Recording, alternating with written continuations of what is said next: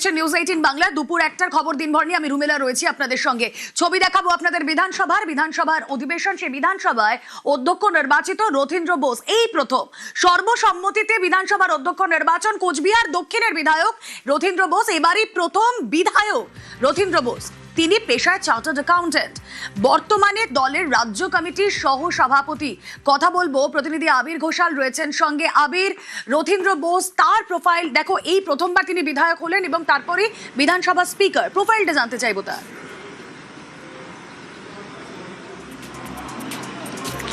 প্রথমত হচ্ছে যে এর আগেও বিজেপির তরফ থেকে বারবার ধরে অভিযোগ করে বলা হচ্ছিল যে উত্তরবঙ্গ বঞ্চিত, এবং তাদের বক্তব্য ছিল যে তারা যখন ক্ষমতায় আসবে তারা উত্তরবঙ্গকে বঞ্চিত করবে না।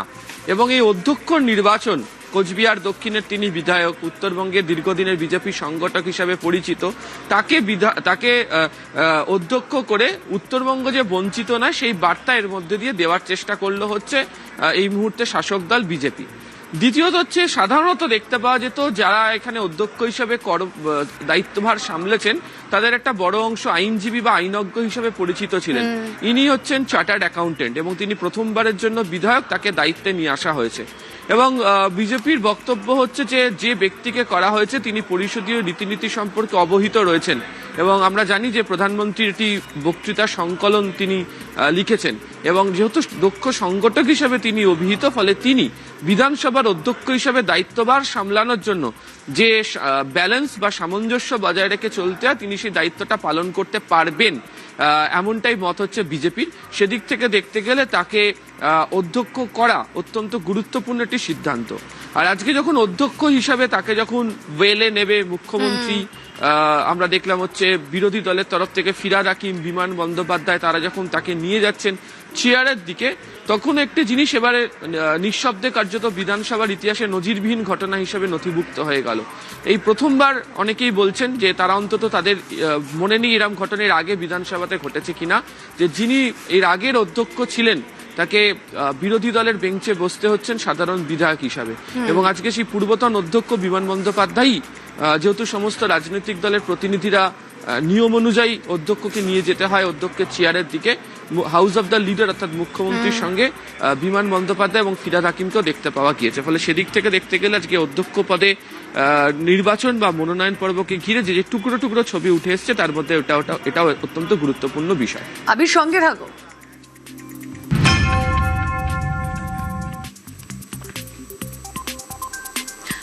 আর এবার আসি বাক স্বাধীনতার কথায়। মুখ্যমন্ত্রী শুভেন্দু অধিকারী দিলেন বাক স্বাধীনতা, বিরোধীদের বলার সুযোগ তিনি করে দিলেন। ভোট পরবর্তী অশান্তি প্রসঙ্গ তোলেন বিরোধী দলনেতা শোভনদেব চট্টোপাধ্যায়। যে ছবি আমরা দেখেছি, বিজেপি বিধায়করা তার প্রতিবাদ করেন, কিন্তু মুখ্যমন্ত্রী শুভেন্দু অধিকারী তিনি বিরোধী দলনেতাকে বলতে দেওয়ার অনুরোধ করেন। কথা বলবো, আবির রয়েছেন সঙ্গে। আবির, আজই প্রথম দিন বিধানসভার অধিবেশনের, এই ছবিটাও নজিরবিহীন। বিরোধীদেরও বাক স্বাধীনতা থাকবে, মুখ্যমন্ত্রী বারবার মনে করিয়ে দিলেন।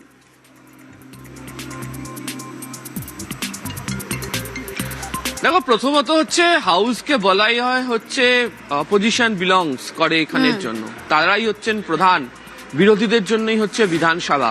এবং এর আগের যারা বিরোধী ছিলেন অর্থাৎ বিজেপি, তাদের তরফ থেকে বারবার উল্লেখ করে বলাও হয়েছে, তারা বলেওছেন যে তাদের যে বক্তব্য, তাদের যে কথাবার্তা সেটা বারবার ধরে ক্ষুণ্ণ হয়েছে, কোথাও গিয়ে তাদের বক্তব্যকে হ্রাস করার চেষ্টা হয়েছে। এবং এই গাড়ি বারান্দা, বিধানসভার ভেতরের একাধিক জায়গাতে আমরা গত 5 বছরে দেখেছি বিভিন্ন সময় বিরোধীদের সঙ্গে তুঙ্গে তরজা, সংঘাত, এমনকি আমরা ধস্তাধস্তিও দেখেছি। তাতে বেশ কয়েকজন বিরোধী দলের বিধায়ক তারা শারীরিকভাবে হেনস্থার শিকার হয়েছিলেন।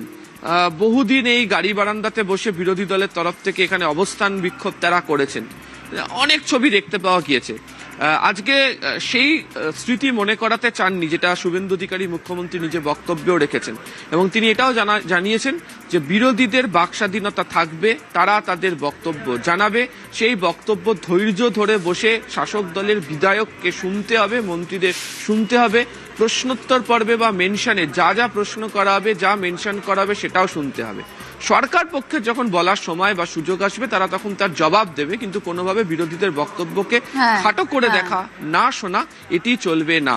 ফলে বাক স্বাধীনতা থাকবে। আর দ্বিতীয়ত একই সঙ্গে তিনি দিনকে উল্লেখও করেছেন যে বিধানসভাতেও এবার সরাসরি সম্প্রচার হবে বিধানসভার প্রত্যেকটা পর্ব। এর ফলে শাসক বিরোধী উভয় পক্ষেরই যারা বিধায়ক রয়েছেন, যারা জনতার রায়ে নির্বাচিত হয়ে বিধানসভাতে এসছেন, আসলে বিধানসভার মধ্যে তাদের পারফরমেন্স কি সেটাও জানিয়ে দেওয়ার সুযোগ থাকে। একেবারেই আবির, সঙ্গে থাকো। এবং হাউস বিলংস টু অপোজিশন এ কথা তিনি মনে করিয়ে দিয়েছেন এবং মুখ্যমন্ত্রী বলেছেন বাক স্বাধীনতার কথা, যা বিরোধীদের থাকবেই। নিশ্চয়ই বিরোধীদের প্রতিবাদ থাকবে, বিরোধীদের আবেদন থাকবে, কিন্তু প্রথম দিন থেকেই বিধানসভার কার্যপ্রণালী, বিধানসভায় বিএ কমিটিতে যা নির্দিষ্ট হবে সেই বিষয়গুলিকে বানচাল করার প্রয়াস থেকে তারা বিরত থাকবেন। আমরা চাই একটি নতুন যুগের সূচনা, আমরা কনস্ট্রাকটিভ অপোজিশন চাই, কারণ বহুদলীয় গণতন্ত্রে আমাদের সংবিধানে স্বীকৃত। আমরা চাই না বিধানসভা তার বিরোধী দলনেতা তাকে 11 মাস হাউসের বাইরে রেখে হাউস চলুক। আমরা চাই না কোনো বিধায়ক শারীরিকভাবে নিগৃহীত হয়ে কোনো হসপিটালে বা ডাক্তারের কাছে যাক, এটা মারামারি করার জায়গা নয়।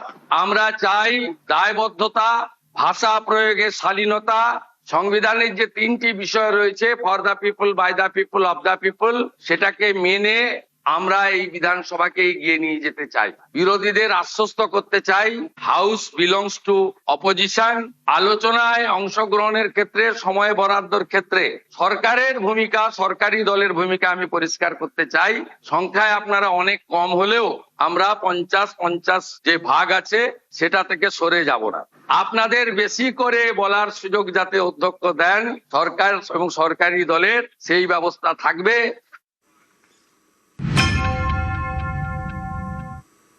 আর ঠিক এখানে আজ আমরা যে ছবি দেখলাম, ভোট পরবর্তী অশান্তি নিয়ে তোপ দাগলো তৃণমূল। বিরোধী দলনেতাকে বিচারের আশ্বাসও দিয়েছেন মুখ্যমন্ত্রী। বিরোধী দলনেতা শোভনদেব চট্টোপাধ্যায় যখন বললেন যে ভোট পরবর্তী হিংসায় তৃণমূলের অনেকেই ঘর ছাড়া, সেখানে বিচারের আশ্বাস মুখ্যমন্ত্রী দিয়েছেন, তবে তা শর্ত সাপেক্ষে। বিষয়ে আরো বিস্তারিত জানাতে পারবেন আবির, রয়েছেন সঙ্গে। আবির,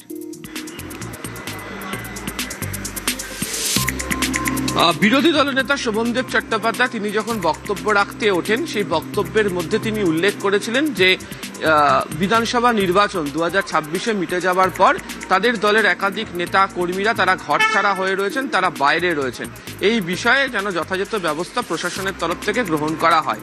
এবং তিনি স্লোগান, যেটা বিজেপির তরফ থেকে বারবার ধরে করা হয়েছিল যে ভরসা ইন, ভয় আউট, সেটাকে কার্যত কটাক্ষ করে বা তার বক্তব্যে তিনি তুলে ধরে বলেন যে এই স্লোগান যেটা দেওয়া হয়েছিল সেই স্লোগান মেনে চলা হচ্ছে না, কোথাও গিয়ে ভয় ইন, ভরসা আউট হয়ে গিয়েছে। এবং কেন পোস্টপল ভায়োলেন্সের মতো ঘটনা ঘটবে। তো সেই সময় মুখ্যমন্ত্রী তিনি উঠে দাঁড়ান এবং তিনি উল্লেখ করেন যে এরম ঘটনার নজির নেই, কেউ ঘর ছাড়া আছেন বলে তাদের কাছে তথ্য নেই। যদি বিরোধী দলনেতা মনে করেন বা তাদের কাছে নথি থাকে, তাহলে যেন সরাসরি রাজ্য পুলিশের ডিজিপিকে জানান। এবং তাহলে যিনি স্থানীয় বিধায়ক থাকবেন এবং একই সঙ্গে সংশ্লিষ্ট জেলার পুলিশ সুপার ওই ব্যক্তিকে বা ব্যক্তিদেরকে ঘরে ঢুকিয়ে দিয়ে নিরাপত্তার ব্যবস্থা করে দেবে। সেখানেই একটা শর্ত তিনি জুড়ে দিয়েছেন যে 2021 সালে সেই ব্যক্তি বা ব্যক্তিদের নাম যেন পোস্টপল ভায়োলেন্সের ক্ষেত্রে না থাকে। তুমি জানো যে 2021-এর বিধানসভা নির্বাচনের পর রাজ্যের একাধিক জায়গাতে, কোচবিহার, আলিপুরদুয়ার, পূর্ব বর্ধমানের কিছু অংশ, দক্ষিণ 24 পরগনার কিছু অংশ, বীরভূমের কিছু অংশ, হুগলির কিছু জায়গাতে এই ধরনের ঘটনা ঘটেছিল এবং মৃত্যুর ঘটনা পর্যন্ত ঘটে। বহুদিন ধরে তারা ঘর ছাড়া ছিলেন, এমন অভিযোগও এর আগে বারবার ধরে বিজেপির তরফ থেকে করা হয়েছিল এবং এই নিয়ে আদালতে মামলা পর্যন্ত গড়িয়েছে। এবং যাদের যাদের নাম এই পোস্টপল ভায়োলেন্সের কেসের সঙ্গে যুক্ত, তাদের নাম যদি 2026 তালিকার সঙ্গে নামের সাথে থাকে, তাহলে তাদেরকে পুলিশ গ্রেপ্তার করবে এবং জেলে পাঠাবে। সেই চ্যালেঞ্জও আজকে ছুড়ে দিয়েছেন মুখ্যমন্ত্রী। বেশ,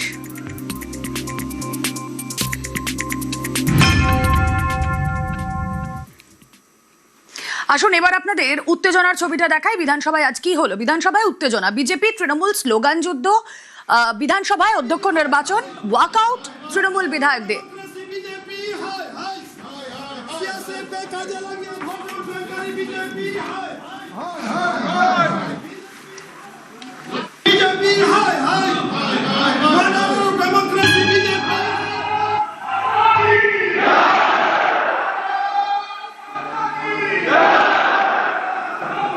বিধানসভার অধ্যক্ষ নির্বাচনের সময় যে ছবি আপনারা দেখছেন, তুমুল হইহট্টগোল। তৃণমূলের বিধায়করা তারা এভাবেই বিক্ষোভ দেখাতে দেখাতে স্লোগান তুলতে ওয়াকআউট করে। কথা বলবো, পারাদীপ রয়েছেন সঙ্গে। পারাদীপ, কি হয়েছিল সেই সময়, কেন তারা ওয়াকআউট করেছিলেন? দেখো, নতুন সরকার গঠনের পরে এদিন ছিল অধ্যক্ষ নির্বাচন, এবং অধ্যক্ষ নির্বাচন পর্বের প্রথমেই যখন ফুল হাউস চলছে, যখন অর্থাৎ একাধারে শাসক পক্ষ এবং অন্য ধারে বিরোধী পক্ষ সব বিধায়কের উপস্থিত, তখন কিন্তু স্লোগান যুদ্ধ চলে। দুই তরফে, এক তরফে জয় শ্রীরাম, অন্য তরফে জয় বাংলা, এই ধরনের স্লোগান উঠতে থাকে। সেই স্লোগান থেমে যাওয়ার পরে পরবর্তী ক্ষেত্রে আমরা দেখি যে বিরোধী পক্ষ অর্থাৎ তৃণমূল কংগ্রেসের যে বেঞ্চ, সেই বেঞ্চ থেকে বিধায়করা ভোট লুট করা হয়েছে, কেন্দ্রীয় বাহিনীকে দিয়ে ভোট লুট করা হয়েছে, এমন স্লোগান দিতে থাকেন। এবং এরপরেই কিন্তু তৃণমূলের যে বিধায়করা ছিলেন তারা প্রতিবাদ স্বরূপ স্লোগান যুদ্ধের পরে কিছুক্ষণের জন্য প্রতীকী তারা ওয়াকআউট করে হাউসের বাইরে বেরিয়ে যান। যদিও সেই বেরিয়ে যাওয়া ওয়াকআউটের দায়িত্ব বেশিক্ষণ ছিল না, পুরো হাউস থেকে একটা রাউন্ড চক্কর খেয়ে তারা আবারও হাউসে ঢোকেন এবং স্পিকার নির্বাচনে অংশগ্রহণ করেন।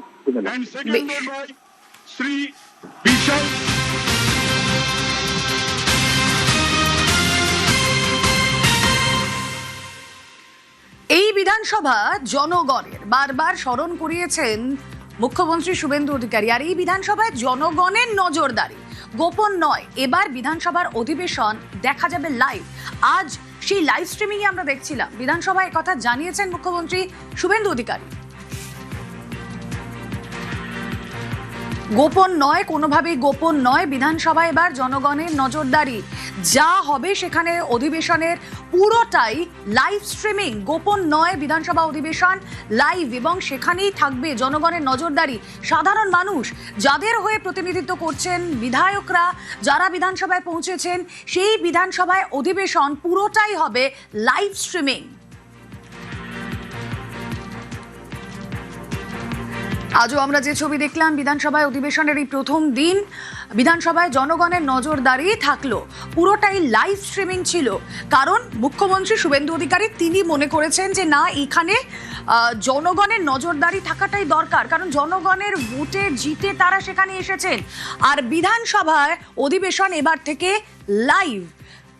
কথা বলবো, পারাদীপ রয়েছেন সঙ্গে। পারাদীপ, দেখো, এতদিন আমরা যেটা দেখেছি যে বিরোধী পক্ষে অর্থাৎ 2021 থেকে 2026 পর্যন্ত যে বিধানসভা ছিল, সেই বিধানসভায় যারা বিরোধী পক্ষে বসতো অর্থাৎ বিজেপি বিধায়করা এবং এখন যারা শাসক পক্ষে রয়েছেন, তারা বারে বারে এই অভিযোগ করতে যে বিধানসভার হাউসের ভেতরে কি হচ্ছে সেটা জনসমাজে তুলে ধরা হচ্ছে না, এবং বিরোধীদের বলতে দেওয়া হচ্ছে না, সেই বিষয়টাও গোচরে আনা হচ্ছে না। এবং এই যে একটা বিধানসভার হাউসের ভেতরে বিভিন্ন ইস্যু নিয়ে তর্ক বিতর্ক, এবং সেই বিষয়টাও কোথাও গিয়ে হচ্ছে কি হচ্ছে না সেটা জনসমক্ষে জানতে পারছেন না, এবং যারা জনগণের ভোটে নির্বাচিত হয়ে এসেছেন তারা কি কাজ করছেন সেই খতিয়ান তুলে ধরার জায়গাটাই হচ্ছে বিধানসভার হাউসের ভেতরে। এবং সেই জায়গাটা যদি মানুষ যদি ভেতরে কি হচ্ছে সেটা যদি জানতে না পারেন, তাহলে সেক্ষেত্রে তাদের এই মানুষের ভোটে নির্বাচিত হয়ে আসে সেটা সার্থক হচ্ছে না। এবং সেই কারণেই এদিন কিন্তু মুখ্যমন্ত্রী শুভেন্দু অধিকারী তিনি যেটা জানালেন যে এবার থেকে বিধানসভার অন্দরে যা কাজকর্ম হবে, বিধায়করা যা